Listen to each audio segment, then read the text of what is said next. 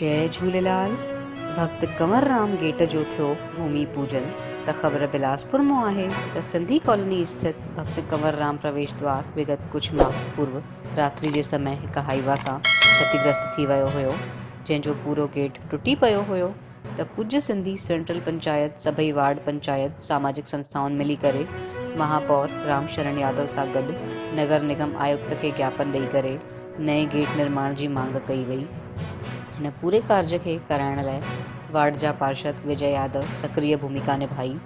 हिन परिप्रेक्ष्य में अॼु 13 फरवरी जो बिलासपुर जा महापौर रामशरण यादव, सभापति शेख नसीरुद्दीन ऐं पूज्य सिंधी सेंट्रल पंचायत जा अध्यक्ष PN बजाज, संरक्षक Prakash Gwalani, DD Ahuja, Sindhu cultural alliance forum जा अध्यक्ष डॉक्टर हेमंत तलवानी, भारतीय सिंधु सभा महिला विंग जी राष्ट्रीय महामंत्री श्रीमती विनीता भावनानी, नगर अध्यक्ष कंचन मलघानी, भक्त कंवरराम नगर सिंधी पंचायत जा अध्यक्ष हरीश भागवानी, धन गुरु नानक दरबार जा प्रमुख भाई साहब मूलचंद नारवानी, पूर्व पार्षद सुरेश वाधवानी, चंद्रपाल मोटवानी, भारतीय सिंधु सभा जा जगदीश जग्यासी, सिंधु सेवा समिति जा ब्रजलाल भोजवानी, जन जागरण समिति जा अध्यक्ष हरिकिशन गंगवानी, संत कंवरराम सेवा समिति जा रमेश मेहरचंदानी, महेश दुल्हानी, प्रताप आइलानी जे अलावा विनोद मेंघानी, बंसीलाल पंजवानी, वार्ड पार्षद विजय यादव, एल्डरमैन श्यामलाल चंदानी, हेमराज मोटवानी, मोतीलाल थावरानी, हुंदराज जयसवानी, हुंदराज मोटवानी, जवाहर सचदेव,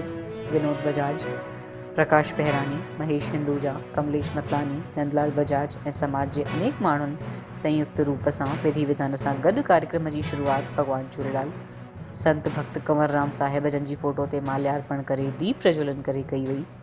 तत्पश्चात नारियल फोड़े करे गैतीअ सां खुदाई करे भूमि पूजन कयो वियो। हिन अवसर ते आयल अतिथियुनि जो पुष्पगुच्छ, शाल, श्रीफल भेंट करे सम्मान कयो वियो। कार्यक्रम जो संचालन रमेश लालवानी ऐं आभार पार्षद विजय यादव कयो। हिन कार्यक्रम में वॾी संख्या में पंचायत जा अध्यक्ष, सामाजिक संस्थाउनि जा पदाधिकारी गण उपस्थित हुआ, जंहिंमें प्रमुख आहिनि गोपी ठारवानी, उमेश भावनानी, विजय गोविंद दुसेजा, सुरेश सिदारा, अजय टहलियानी, नानक खटूजा, शत्रुघ्न जयसवानी, मोहन लाल चंदवानी जे अलावा वॾी संख्या में समाज जा माण्हू हिते उपस्थित हुआ। अॼु जे हिन भूमि पूजन ते हर्ष व्यक्त करे आशा व्यक्त कयनि त भक्त कंवरराम साहिब जन जी जन्मोत्सव जे पूर्व इहो द्वार ठही करे तैयार थी वेंदो। जय झूलेलाल।